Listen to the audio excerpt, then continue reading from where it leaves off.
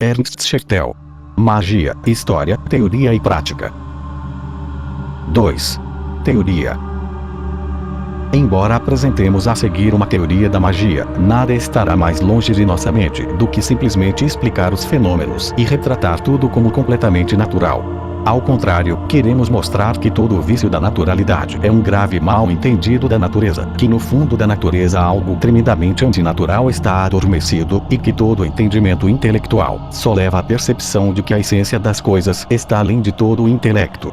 Isso não significa que devemos desistir quando enfrentamos problemas, quando nossa percepção humana está fora de sua profundidade, mas significa um avanço do intelecto, até o ponto em que ele se neutraliza, e também significa o fato aparentemente paradoxal de explicar racionalmente um aspecto irracional do mundo. O racionalismo europeu desde o início deveria ter seguido outro caminho, se o racionalismo tivesse consequências, mas sempre foi tão longe quanto o comum, isto é, o sentido médio permitido. Mesmo as tentativas de fuga de Kant, realizadas com tremendo aparato, aterrissaram, depois de alguns desfiles transcendentais, no porto do filistinismo. Depois veio o século XIX com sua chamada ciência natural, mas que nunca foi, exceto no passado recente, radical o suficiente para se superar. Como uma monstruosidade pseudocientífica, sua visão de mundo subjacente dominou as massas, para então dar lugar a um ocultismo popular e medíocre, baseado em uma base protestante liberal, da qual ainda sofremos hoje. Mas durante as últimas décadas, um espírito verdadeiramente científico ascendeu acima dessas profundezas, opondo-se às raízes da visão de mundo pseudocientífica, e avançou tanto que o problema de sua própria neutralização está se tornando agudo. Mas no momento em que a ciência se distorcer, o caminho estará aberto para uma visão de mundo acima do científico, ou seja, do mágico.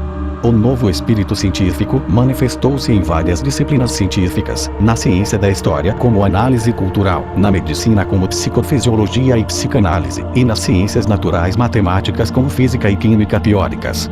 A análise cultural, como praticada por Nietzsche, Fourier, Spengler, Keyserlin, Panvitz e outros, nos ensinou a compreensão de nossas próprias culturas, e de culturas estrangeiras em seus respectivos quadros, e nos deu, em contraste com a ciência mais antiga da história, referências verdadeiramente acima da Europa, para questões relativas a diferentes visões de mundo, mas ao mesmo tempo fomentou um profundo ceticismo em relação a toda a nossa civilização.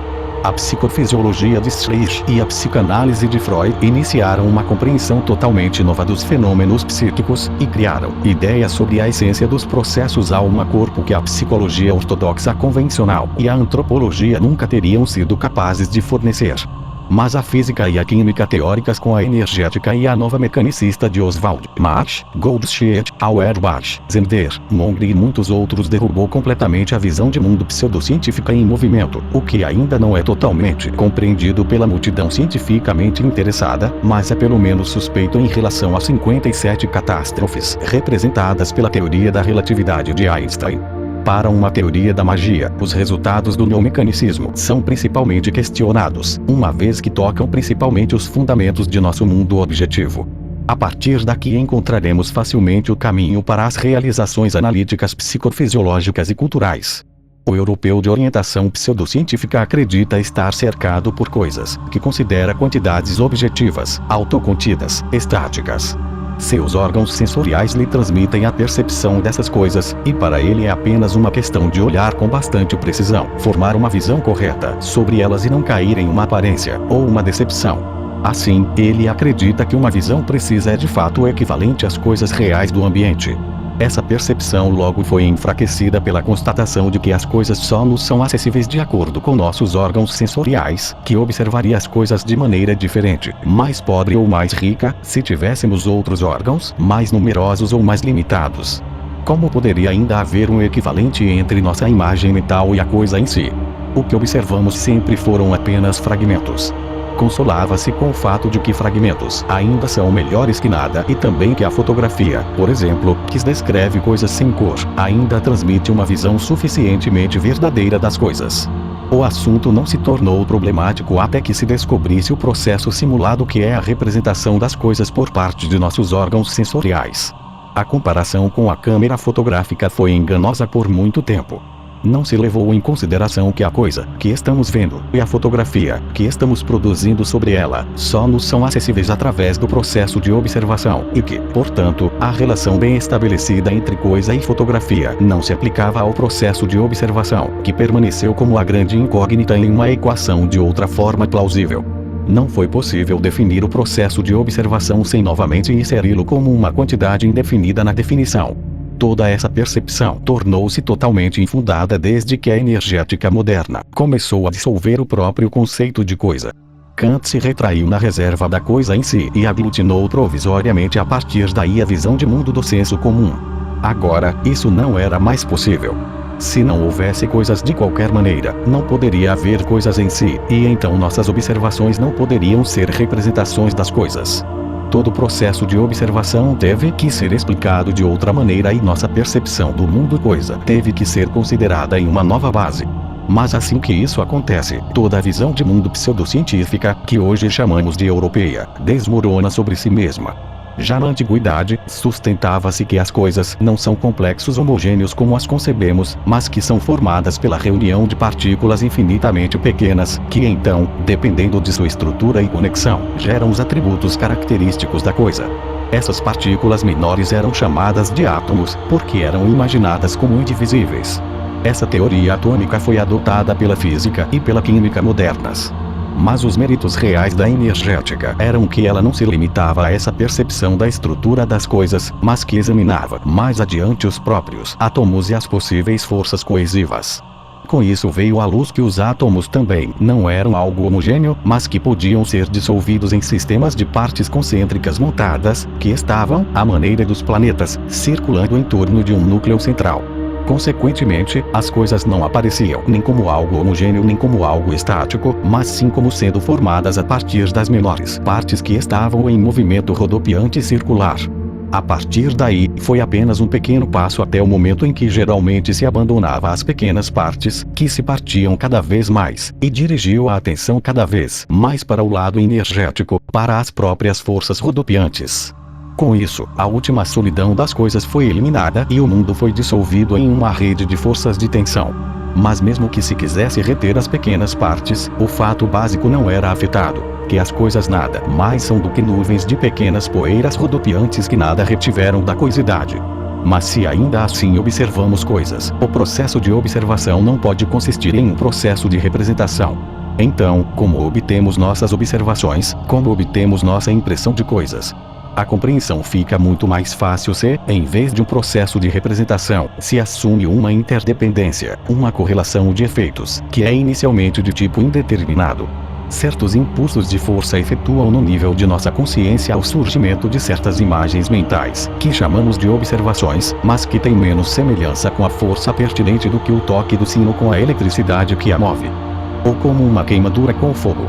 Uma vez que pelo menos dois poderes interativos pertencem à interdependência, é claro que nossas imagens de observação não são causadas apenas pelas linhas de força do ambiente, mas também por nós mesmos, pois somos afinal atingidos pelos impulsos de força.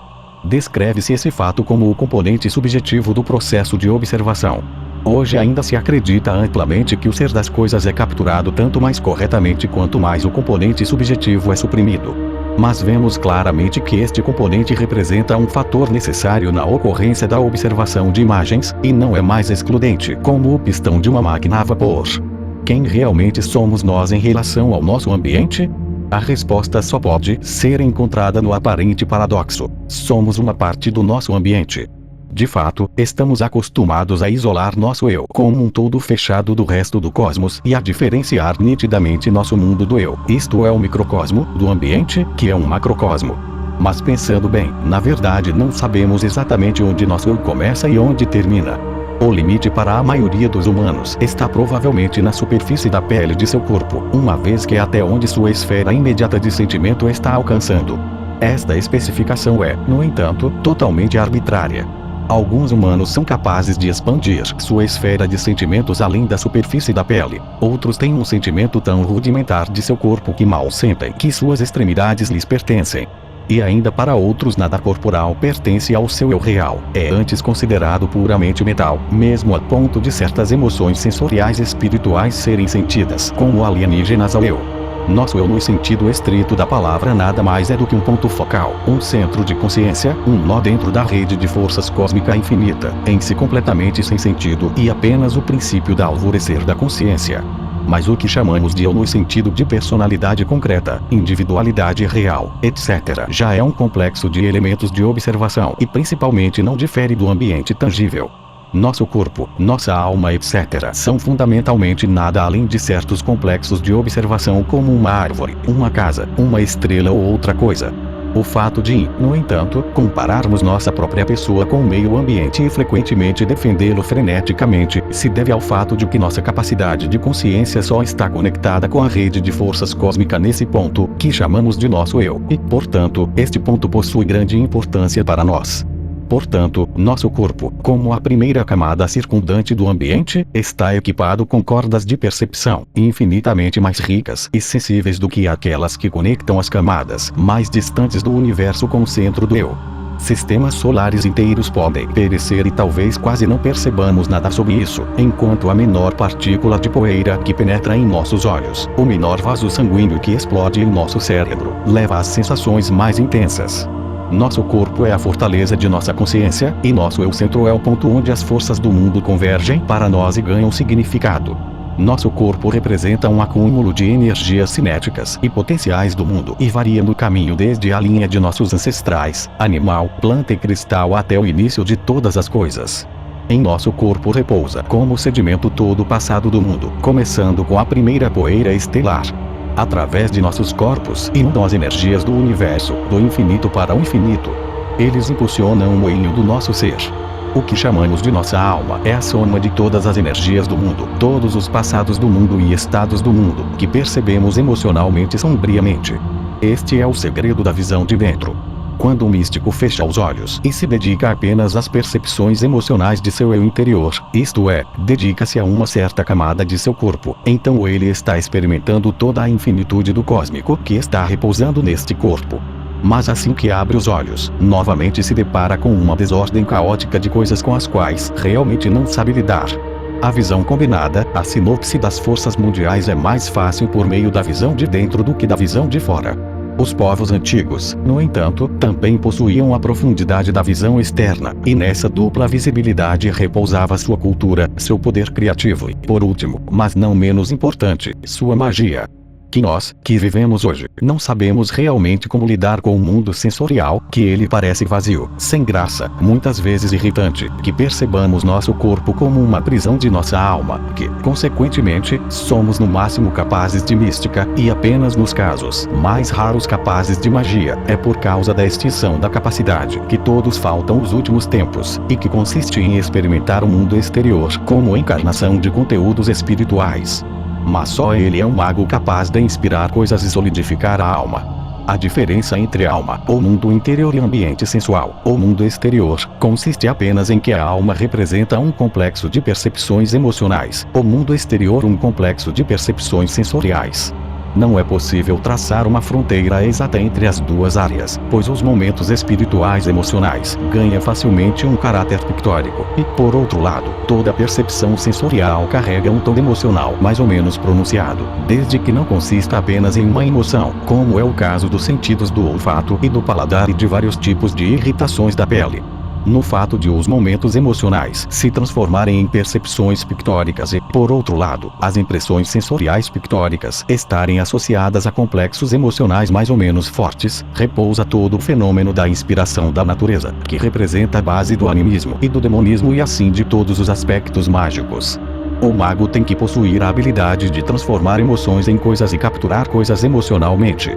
Explicamos esse aspecto psicologicamente com uma chamada capacidade de projeção por um lado, e uma forte capacidade de empatia por outro.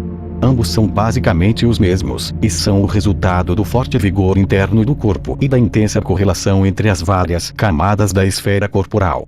Essas qualidades estão mais ou menos extintas em relação ao europeu médio moderno, mas existiam no homem primitivo e ainda podem ser encontradas naquele tipo que chamamos de histérico. Um certo grau de histeria sempre fez parte do homem mágico, mas esse tipo que estava de tal forma sobrecarregado ou talentoso nem sempre foi tão separado de seus camaradas populares como é o caso hoje. A humanidade primitiva em sua totalidade era muito mais histérica do que a humanidade de hoje. O que a histeria realmente é, foi definido com precisão pela primeira vez por Schleich. Ele diz, abre aspas, a histeria em si não é uma doença do sistema nervoso, também não é uma autointoxicação principalmente paroxística do organismo, gerado pela secreção interna das glândulas do corpo, mas é uma perversão da atividade da fantasia. Seu ser repousa sob uma penetração anormal dos fluxos de fantasia, do hemisfério cerebral direito, na atividade dos tecidos do corpo, o que significa uma anormalidade. Normalmente em menor grau, no que diz respeito a um humano completamente saudável, a imaginação atinge apenas o tecido das formas corporais da periferia. A histeria contém um segredo metafísico que ainda precisa ser desvendado, mais peculiar e mais miraculoso do que qualquer ocorrência espiritualista, mais intrigante do que todas as aparências de procedimentos ocultos, que foram estudados até agora, também mais surpreendente do que todas as alegadas ou comprovadas exposições de faquir dos indianos. É uma verdadeira sede de magia e um templo dos maias, que voluntariamente opera com aparições de fantasmas, formações de horror, espectros e miragens. A histeria é um caso especial de criação a partir de uma ideia, e quero tocar neste assunto, porque aqui podemos descobrir os exemplos mais ilustres da transição da ideia subjetiva para a verdade objetiva. Fecha aspas. Aqui é claramente pronunciado o que queremos dizer, a estreita correlação do espiritual com o material e o fato de uma transição direta das emoções para realidades materialmente perceptíveis do chamado mundo exterior. Mas esta é a base de toda a magia. Descrevemos nosso centro-eu, nosso centro de consciência, como um ponto dentro da rede de forças cósmica. Este ponto representa um lugar de cruzamento, um turbilhão de linhas de força cósmicas e está conectado com todo o cosmos, como um nó em um arrastão com a própria rede. Definimos nossa alma e, além disso, nosso corpo como camadas da rede de força que estão em torno desse nó, e são como malhas circundantes, particularmente próximas e diretas por causa do sentimento entrelaçado com ele. As camadas da dinâmica cósmica que estão mais distantes são acessíveis apenas indiretamente pelo uso da esfera corporal. Até agora não se falava de coisas no sentido geral, uma vez que as forças não são coisas, mas são as raízes supramateriais dos fenômenos da consciência, que em algumas circunstâncias ganham caráter de coisa. Como chegamos agora à chamada observação de coisas, que no sentido energético nem sequer existem. Temos que imaginar nosso corpo como um sismógrafo da dinâmica cósmica. Deslocamento de energia dentro da rede de força cósmica efetua, de forma indireta através do nosso corpo, uma percepção sobre a mesa de nossa consciência, assim como qualquer abalo da Terra causa, por via indireta através do sismógrafo, uma curva em uma tira de papel. Esta curva é o resultado da ação conjunta do tremor da Terra, junto com as partes individuais do sismógrafo. Se, por exemplo, houver tinta vermelha na caneta, a curva será vermelha. Se houver tinta preta, a curva será preta. Dependendo da construção da máquina, a curva será alta e estreita ou baixa e larga, mesmo que o tremor da Terra não fosse vermelho nem preto, nem estreito ou largo. O mesmo se aplica às nossas observações. Eles são o resultado da coação entre a mudança cósmica de energia e o complexo de força do nosso corpo. Mas eles são tão pouco iguais ao deslocamento de energia quanto um terremoto é para uma curva vermelha ou preta. É da natureza de toda percepção e, consequentemente, de toda observação, que ela esteja diante de nós, ou seja, projetada.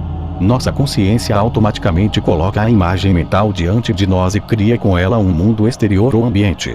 Assim, as percepções são sempre algo que se originou na coação entre as energias cósmicas e nossas próprias energias internas do corpo, mas nunca são a imagem cópia de uma coisa. As coisas existem apenas em nosso nível de consciência, e são atraídas para este nível por todo o universo em seu caminho através de nosso corpo, que é apenas uma parte do universo. Não existe consciência sem corpo, assim como nenhuma curva sísmica pode existir sem um sismógrafo.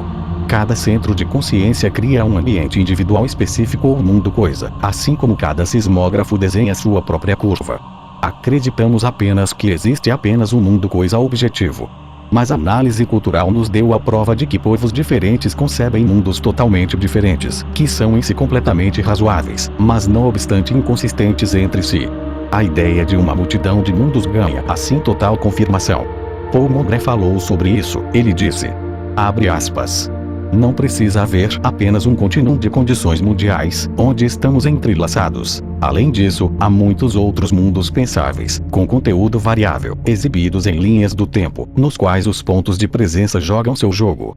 Isso significa uma pluralidade de mundos, que temos que aceitar, especialmente porque não somos capazes de nos assegurar disso pela experiência, mas sempre dependemos de nossa linha do tempo. Fecha aspas. Agora, sugere-se a objeção de que, dessa maneira, toda diferenciação entre percepções fantásticas, imaginações e observações objetivas pode ser obscurecida. Mas, de fato, não há diferença fundamental entre eles. Imaginação e observação são, na mesma medida, produtos da dinâmica cósmica e das forças internas do corpo e, como tais, são reais, desde que a noção de realidade ainda tenha algum significado.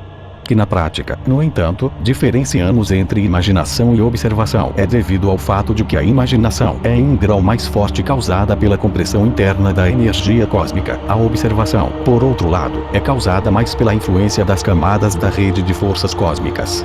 Estas características distintivas podem ser muito importantes para a vida diária, mas eles não desempenham nenhum papel em relação ao verdadeiro ou falso, real ou ilusório. As noções de verdadeiro e falso são completamente relativas e dependem do significado geral de nosso mundo de percepção, assim como o significado de uma palavra individual sempre depende do significado geral de toda a frase, ou mesmo de todo o livro. Nenhuma de nossas percepções, seja imaginação ou observação, pode ser relacionada a qualquer coisa, uma vez que os fatos da consciência não se originam em coisas, mas são matéria de coisas possíveis.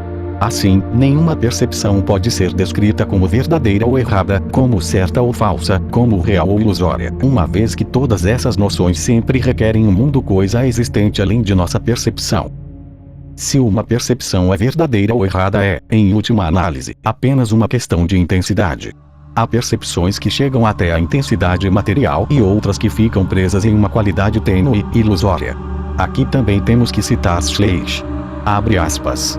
Tudo espiritual, se errado, se certo, se infectado, como os bacilos, rapidamente ultrapassa o ritmo do pensamento. Assim os pensamentos ganharam seu grande poder sobre as massas. As ideias são contagiosas, e tensões irrefutáveis de consideração extraídas da fantasia do indivíduo, concentrações da mente em estruturas explosivas, semelhantes a dinamite, transformam-se naquele floco aglomerado, que se originou do passo de um pássaro na neve e finalmente se torna uma avalanche. Fecha aspas. Aquelas percepções que encontram um melhor terreno fértil dentro de um determinado mundo de consciência e desenvolvem a mais alta intensidade prevalecem e são então consideradas verdadeiras. Mesmo o europeu esclarecido de hoje vive de imaginações no valor de 3/4. As grandes culturas do passado geralmente não são pensáveis sem ideias imaginativas. Nosso corpo representa, como já indicamos, um certo quanto de energia cósmica potencial ou latente. Ao longo do tempo, construiu-se pela absorção de forças cósmicas, e continuamente absorve mais quanta de energia, seja comendo, respirando, sob radiações de calor e luz, sob influência magnética, sob som, sob pressão, etc. Chamamos esse processo de reabsorção energética. Nosso corpo também constantemente emite energia para o resto do cosmos na forma de trabalho muscular, atividade nervosa, respiração, radiação termomagnética e todos os tipos de excreções. Durante este processo, as quantidades latentes de energia se transformam novamente em energia real ou cinética. Uma parte das forças, despertadas de sua latência, é instantaneamente novamente ligada ao próprio corpo, isto é, conduz de volta à forma potencial. Chamamos isso de acumulação de energia. Os processos acima mencionados juntos resultam no ciclo energético. Nosso corpo está, portanto, integrado ao circuito elétrico do universo, assim como um motor elétrico em uma máquina. Nosso mundo de percepção, isto é, nosso mundo como tal, tem uma base muito emaranhada. O que chamamos de nosso corpo é apenas uma percepção, que é criada em nosso nível de consciência por certos complexos de energia. Para ser preciso, sempre precisaríamos discriminar entre nosso corpo esfera energético e nosso corpo percepção material. O mundo coisa dissolveu-se completamente ao longo de nossa contemplação e se transformou em uma estrutura pura de percepção. A única realidade restante é aquela que está na dinâmica cósmica, que é para nós completamente insubstancial e incorpórea, e está no paracosmos energético, que não tem nada a ver com nosso universo imaginado, exceto que de alguma forma ele dá origem para o surgimento dessa percepção. A diferença entre verdadeiro e falso desapareceu. conseguimos apenas uma coisa: uma visão da estrutura, ou seja, do chão de desenho desse malabarismo de fantasia, que chamamos de mundo objetivo. Mas ganha-se muito com isso, nomeadamente a possibilidade de intervir nesta estrutura, ou seja, mudar o mundo segundo a nossa vontade. Mas isso é mágico, e com base nisso somos capazes de criar realidade onde não há realidade. Deus também estava sozinho em sua eternidade sem corpo e sem ser e criou o mundo do nada. Se nos saturarmos com as forças divinas, demoníacas, paracósmicas, se aumentarmos nossa força onírica até que ela dê coisas, então também podemos criar mundos. Para esclarecer essa questão, temos que entrar em mais detalhes sobre a essência da imaginação. As imaginações surgem quando as energias latentes da esfera corporal são liberadas, seja por qualquer processo interno do corpo ou como resultado de um processo talvez inconsciente de absorção. Esse impacto de energia então se espalha para focos de força mais extensos e profundos, despertando dessa maneira enormes quantas de energia de sua latência, somas de energia que talvez já tenham sido absorvidos por nossos ancestrais do cosmos e se fortaleceram ao longo dos séculos e milênios. Memórias mais sombrias estão aparecendo, a princípio talvez apenas emocionalmente, mas gradualmente tomando uma forma material cada vez mais definida. Desta forma, a imaginação surgida e agora projetada para o exterior e aí aparece como alucinação ou como realidade, dependendo se pode ou não ser harmonizada com nosso outro mundo de consciência. O que chamamos de observação objetiva é apenas um caso especial da imaginação.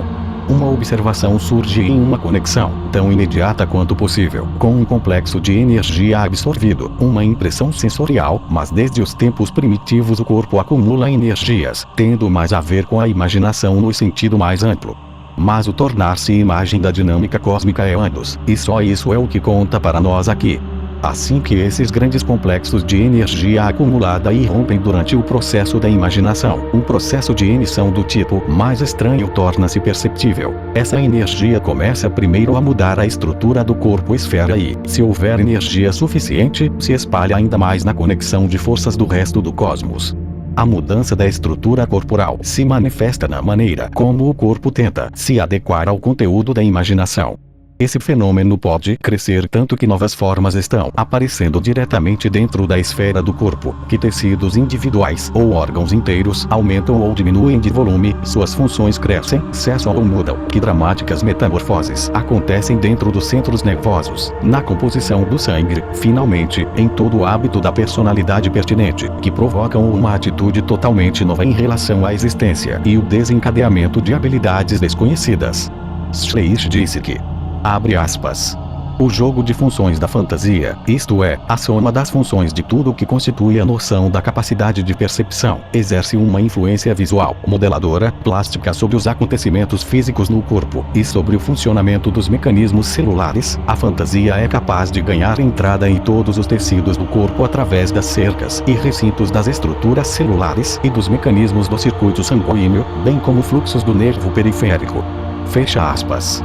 Esse poder formativo da imaginação não se limita apenas ao corpo pertencente, mas uma vez iniciado o processo de emissão de energia, também pode se espalhar para além da superfície do corpo, para as outras camadas cósmicas circundantes, que possivelmente estarão sujeitas à sua influência. Que a imaginação seja capaz de ganhar poder sobre os objetos do ambiente não é fundamentalmente mais misterioso do que o fato de que uma simples invenção da imaginação seja suficiente para causar náusea em nós, e telecinese não é mais estranho do que o fato de que nós somos capazes de mover nossas extremidades com um simples ato de vontade. Em contraste com o efeito empírico sobre as coisas, que se torna possível por causa de nossos músculos e ferramentas, nos referimos à eficácia da imaginação como mágica. A fronteira entre as duas formas é sobreposta, já que os efeitos empíricos também têm um certo fundamento imaginativo. O homem de hoje resiste a essas ideias.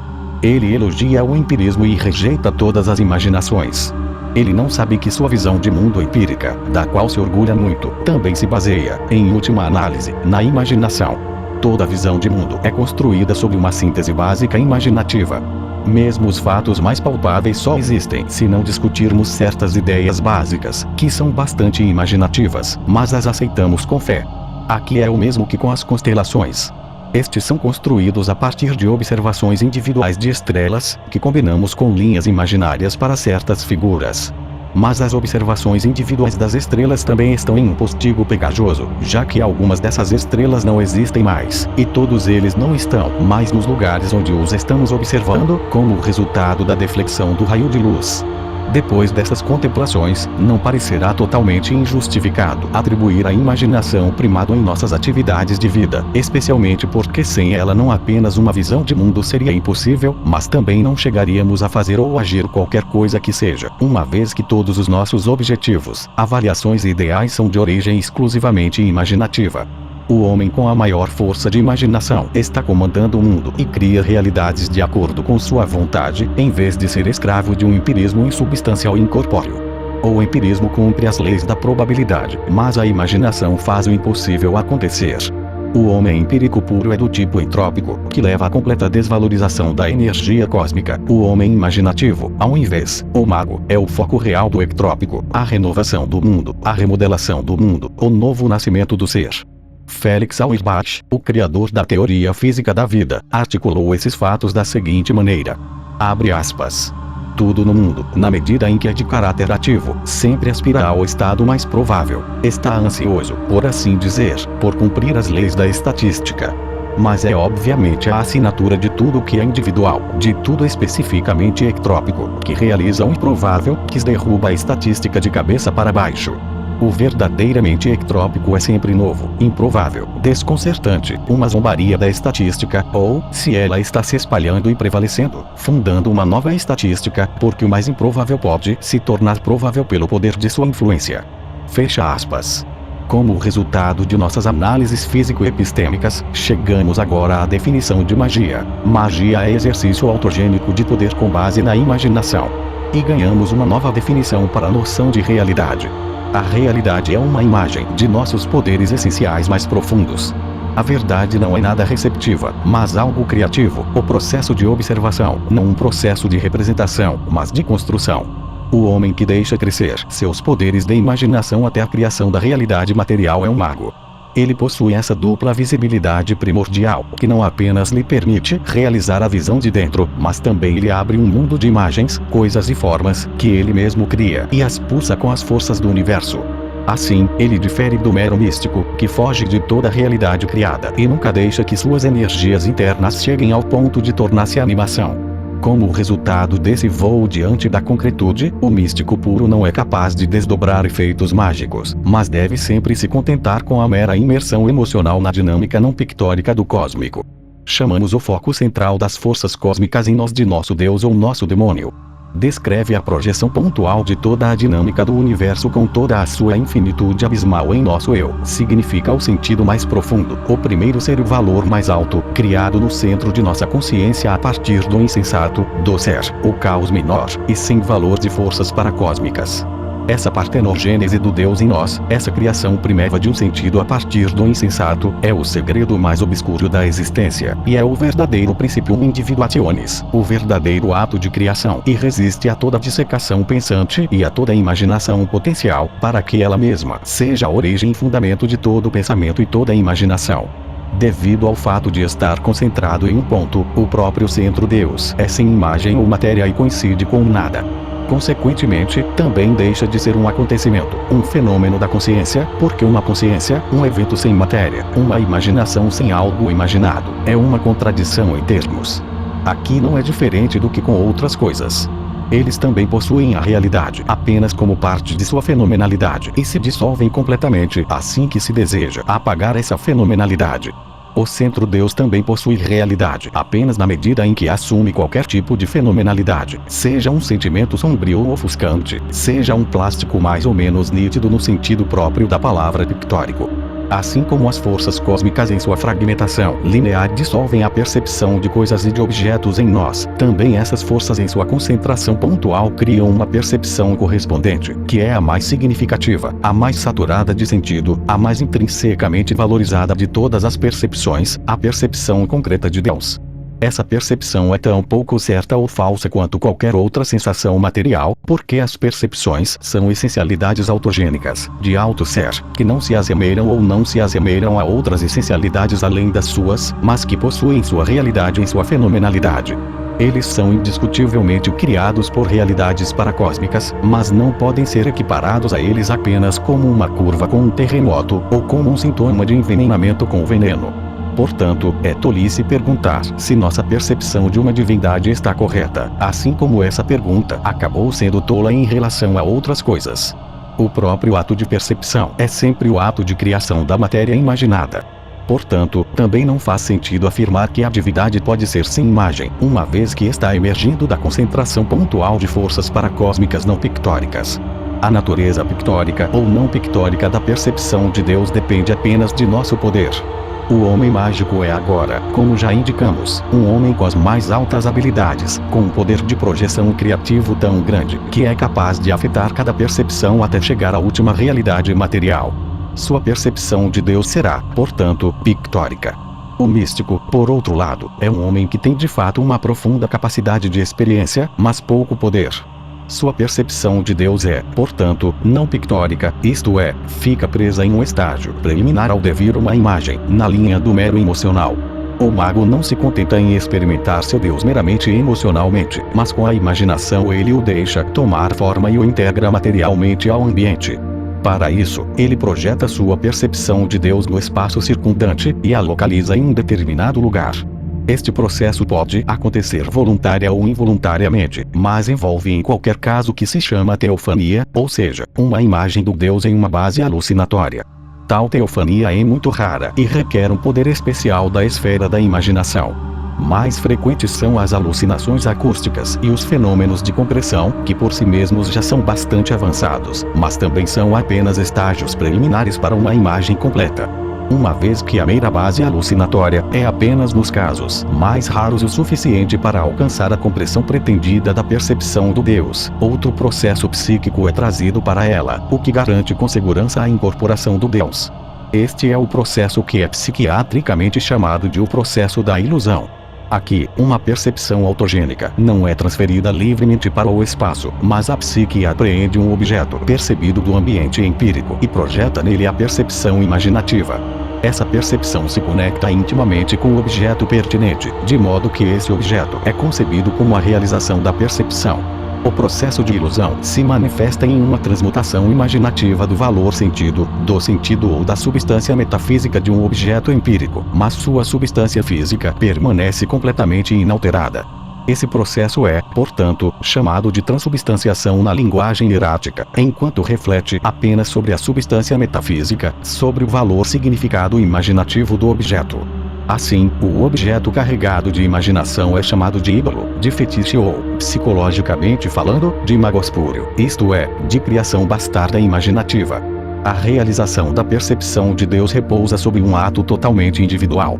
A criação do ambiente empírico é, de fato, também um ato individual puro, mas, no entanto, um grande número de vários indivíduos pode participar de um mesmo ambiente empírico, praticamente falando, desde o processo de observação, pelo qual o ambiente empírico está emergindo, não está tocando a verdadeira estrutura profunda da individualidade. Isso é diferente no que diz respeito à percepção de Deus. Ele se origina no centro mais profundo do eu e, portanto, é em alto grau exclusivamente individual, de modo que não tem significado para outro indivíduo. Chamamos as percepções que se originam nessas estruturas profundas de percepções demoníacas, e chamamos o ambiente que é criado por elas de ambiente demoníaco ou mundo dos demônios. Os demônios não são, portanto, essencialidades empíricas, não somos capazes de simplesmente tomar consciência deles com a observação, mas eles são, em alto grau, de origem puramente imaginativa e emergem de energias cósmicas que estão comprimidas no corpo. Eles são, no entanto, reais no sentido fenomenal apropriado, assim como objetos empíricos. Que, no entanto, certas percepções demoníacas muitas vezes têm significado para grandes grupos de indivíduos, pode ser atribuído ao fato de que todo tipo de percepção é contagiosa, especialmente se uma estrutura semelhante estiver presente nas estruturas profundas dos indivíduos pertencentes. Não faria sentido colocar as percepções demoníacas como funcionais contra as observações empíricas, uma vez que, em última análise, o mundo empírico também é funcional, repousa sobre uma síntese básica imaginativa, ou seja, a realidade empírica está em sua raiz de natureza demoníaca ou, o que dá no mesmo, natureza mágica. Toda magia é demonismo, pois ambas as noções significam da mesma maneira o princípio da imaginação. que, no entanto, os efeitos mágicos brotem de certas pessoas, sem que possamos demonstrar um mundo consciente de percepção para elas, não tem nada a ver com isso, pois também existem efeitos mágico-demoníacos inconscientes, como se pode determinar em relação a pedras, plantas, etc. Mas o mago que trabalha conscientemente sempre se sentirá cercado por um mundo demoníaco, mais ou menos claramente estruturado. Todo mundo demoníaco mágico está centrado nos grandes indivíduos, de quem surgem as concepções criativas básicas. Todo mago é cercado por um campo de força de energias paracósmicas, e como já indicado, ele age no mais alto grau ectropicamente sobre a dinâmica cósmica. Os indivíduos que são infectados por ele formam uma comunidade, isto é, o seu povo, e criam um complexo de vida de um certo quadro imaginativo que se chama cultura. A partir desse momento, quando essas forças mágico-imaginativas de coesão se esgotam, o resultado é um povo em deterioração e, com ele, sua cultura. O cosmos tem interesse direto apenas em indivíduos fortes e ectrópicos. Consequentemente, segue-se que o cosmos não tem interesse substancial no número de indivíduos. Esta influência ectropical particular nunca brota das massas, mas sempre apenas de uns poucos, que, aumentando a previsão seletiva ao mais alto grau, estão à frente de seu tempo. Como um mundo mágico sempre representa algo concretamente direcional e centrado individualmente, é claro que todo tipo de tendência de abstração ou universalismo é destrutivo para ele. Tendências de abstração e universalismo são sintomas da velhice de uma cultura, e como o envelhecimento começa relativamente cedo, do ponto de vista fisiológico e energético, explica-se o fato já mencionado de que, historicamente, só conhecemos mundos mágicos em direção ao sul, ou seja, a história da magia nos aparece essencialmente como uma história de declínio. Este fato também foi formulado teoricamente e fisicamente por Felix Auerbach. Abre aspas. A capacidade de efetuar etrópica se instala no início, aumenta até o máximo, logo depois afunda e desaparece. Na maioria dos casos, o início ocorre imediatamente com valor finito. A subida ao máximo é geralmente muito íngreme, portanto, o envelhecimento se inicia muito cedo. Existem até casos em que o ótimo quase coincide com o início. Fecha aspas. Em consequência da origem energética da percepção de Deus e do demoníaco em geral, ela participa das duas características básicas ou potencialidades de existência de tudo que é energético, a saber, em movimento e repouso, ou em ato e potencialidade, ou em o sentido de Auerbach em ectropismo e entropismo. Essa dupla face do energético se manifesta na realidade demoníaca em termos da polaridade do satânico e do seráfico. O satânico significa cinética, atualidade, ectropismo ou valência energética livre. O seráfico, por outro lado, é latência, potencialidade, entropismo ou valência energética ligada. Uma vez que toda a realidade deriva para a potencialidade, assim também o satânico se esforça para o seráfico.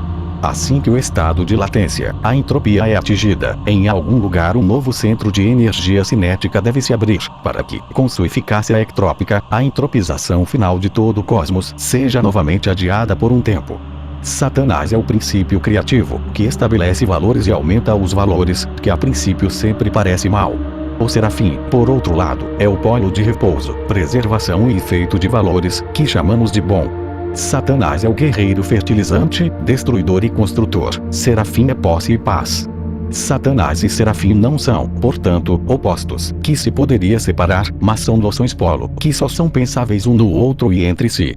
O demoníaco é como tudo que é energético, portanto, em sua raiz satânico, mas deriva ao longo de sua atividade para a construção de um mundo seráfico, autocontido e repousante. A separação da magia branca da negra é, portanto, um absurdo e mais pretensão. Porque aqui branco significa apenas tanto quanto permitido e preto significa proibido.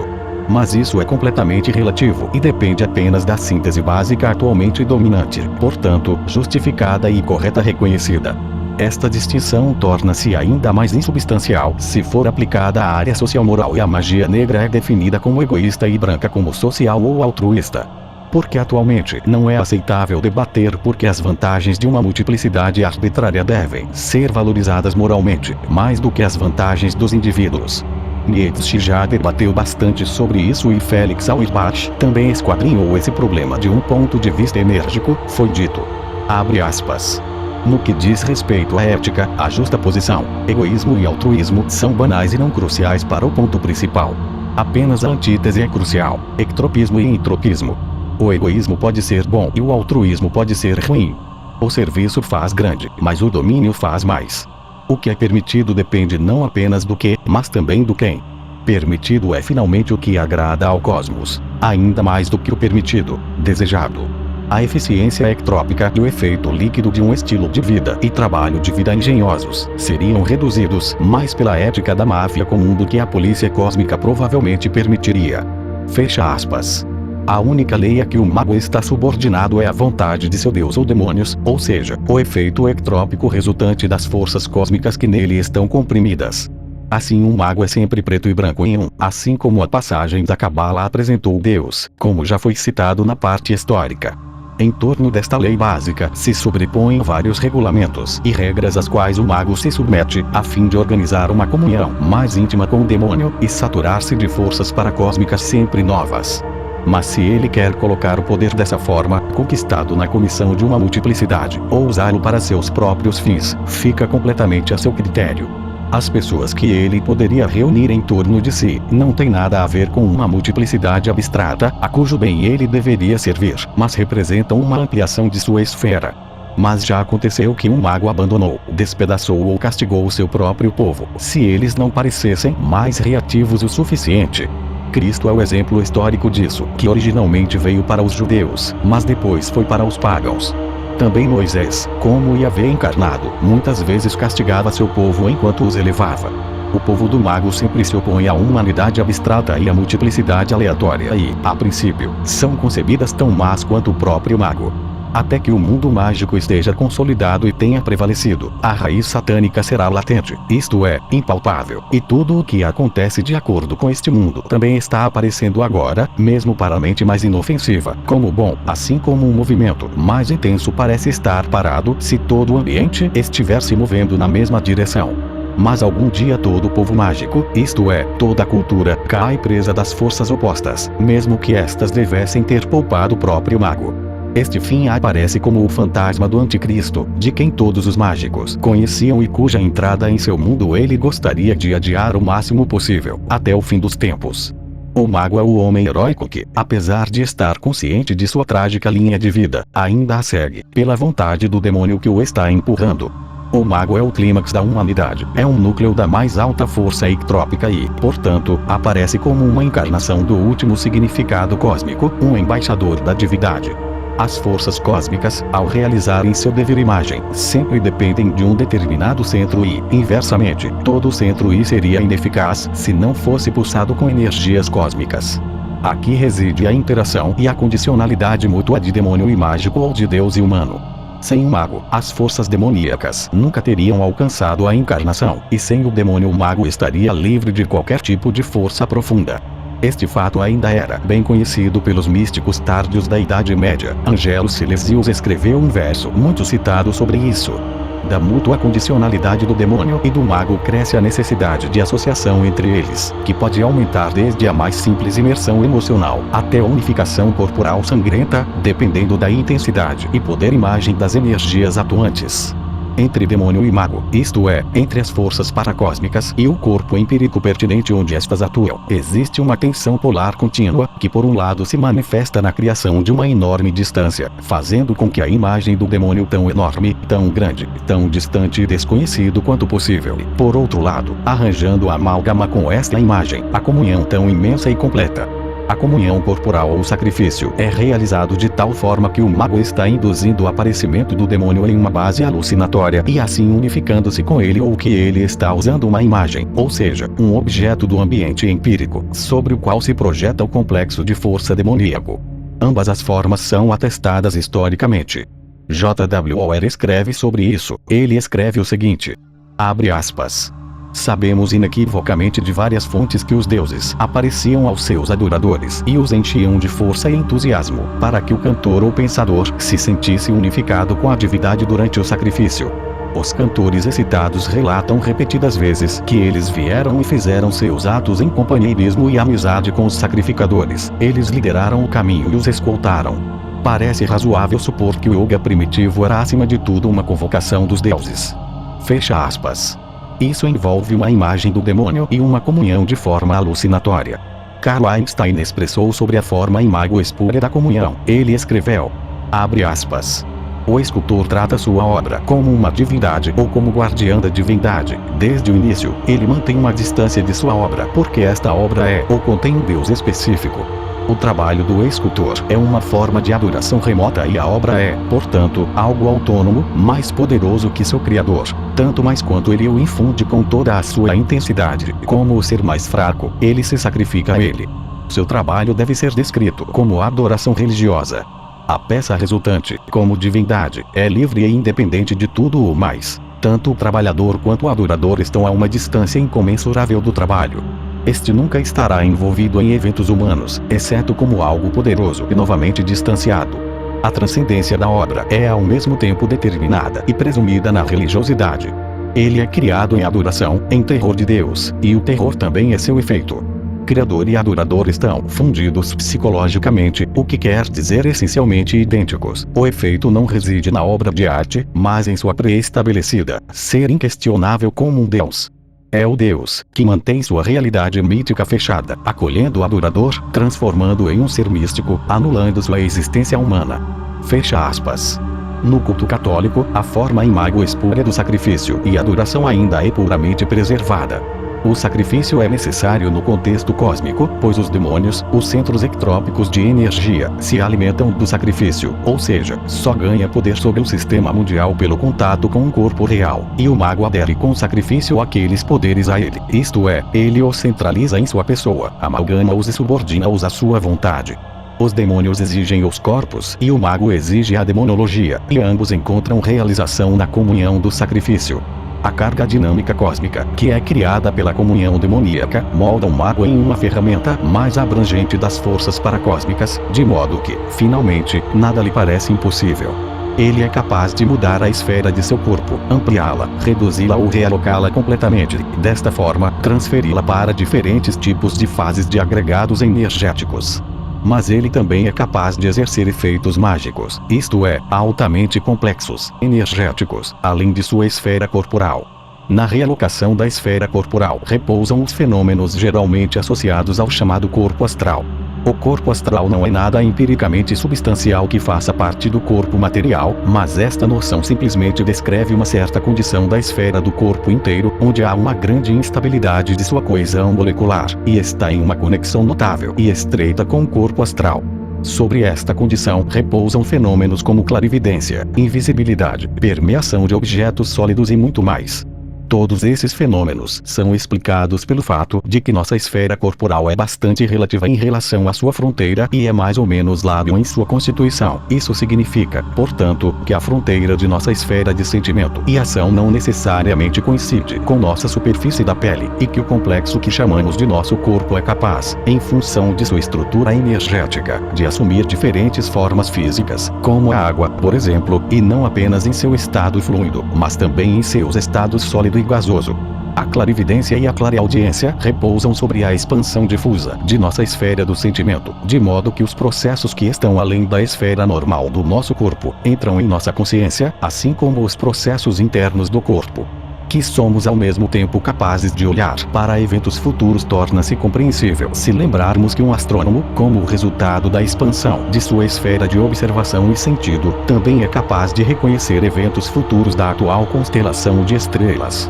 Portanto, clarividência não significa onisciência, como às vezes se afirma, mas tem seus limites e possibilidades de erro, assim como os prognósticos empíricos. Depende sempre das capacidades do praticante e de certas constelações energéticas do cosmos. Assim como a clarividência, a chamada emissão do corpo astral também requer uma expansão da esfera do sentir, mas neste caso a sensibilidade está localizada em um determinado lugar distante. Além disso, vem uma carga desse ponto-espaço com capacidade de ação energética, para que não apenas as impressões possam ser absorvidas, mas também os efeitos dinâmicos possam ser realizados.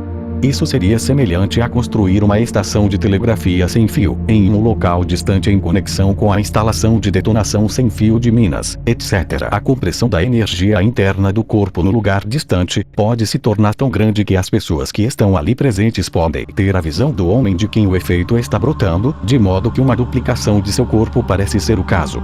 Levitação, invisibilidade e permeação de objetos sólidos teoricamente não representam impossibilidade, mas são explicáveis com base em nossa abordagem energética. Eles só exigem um deslocamento tão grande do corpo em sua estrutura mais interna que deveriam ser raros como fenômeno empírico. Na maioria dos casos, será uma questão de influência sobre o público em uma base alucinatória em relação a certos efeitos telecinéticos e telepáticos.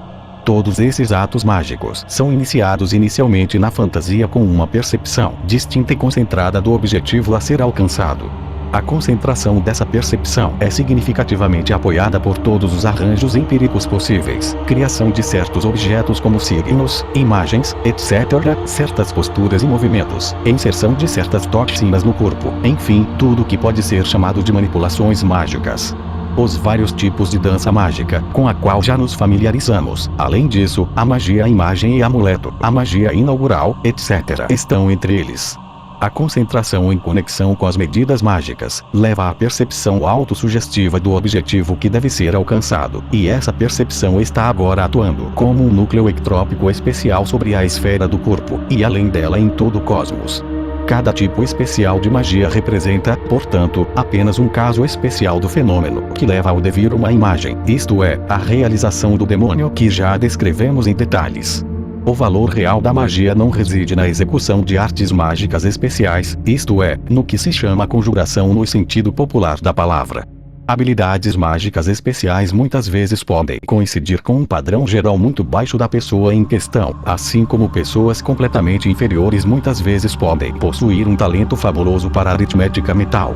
Por mais importantes e úteis que tais capacidades sejam praticamente, somente aquele cujo ser todo é magicamente centrado e, portanto, possui o tom básico sacro que percebemos em relação aos grandes iniciados, deve ser chamado de mago no sentido elevado. Acender toda a vida dessa maneira é o significado da magia e seu valor intrínseco. A magia neste grande significado tem a característica de relacionar a pessoa com os poderes cósmicos, e conectá-la desta forma com as raízes e fonte de toda a existência. No seu auge, a magia coincide com a religião. Todos os grandes magos foram grandes pessoas religiosas. Vimos que a magia agita os abismos mais escuros da existência. Que tenha um lado satânico como tudo que vive não deve nos levar a condená-lo, porque isso seria uma condenação dos próprios poderes cósmicos, que estão tecendo a existência. Houve visões de mundo que rejeitaram o ser por essa razão, renunciaram a ele ou negaram, por exemplo, a doutrina de Buda ou Schopenhauer. Mas isso é negativismo religioso, que nega a vontade dos deuses e os empurra de volta ao nada. Desta atitude brota um pessimismo, niilismo e ateísmo resignados, que nunca podem atuar como criadores de cultura. O ser é purificado por seu significado. Mas esse significado está na mente, não no pensamento abstrato, racional e nas observações meramente científicas, mas apenas na formação e evento concretos, no produto irracional e intuitivo da dinâmica cósmica. A essência das coisas não é capturada pela dissolução de sua conexão fenomenal. Compressões de forças cósmicas, que são sem sentido isoladamente, só têm significado em conexão com a intuição. Somente com a intuição somos capazes de dominar a dinâmica cósmica como um todo, portanto, somos capazes de controlá-la de acordo com nossa vontade. Somente na intuição, na imagem, pisa a infinitude do cósmico em nosso círculo e opera a forma mais profunda de realidade e poder, o demônio, o Deus. Sem deuses e sem serviço a eles a existência afunda em uma profanação vazia e perde qualquer tipo de significado.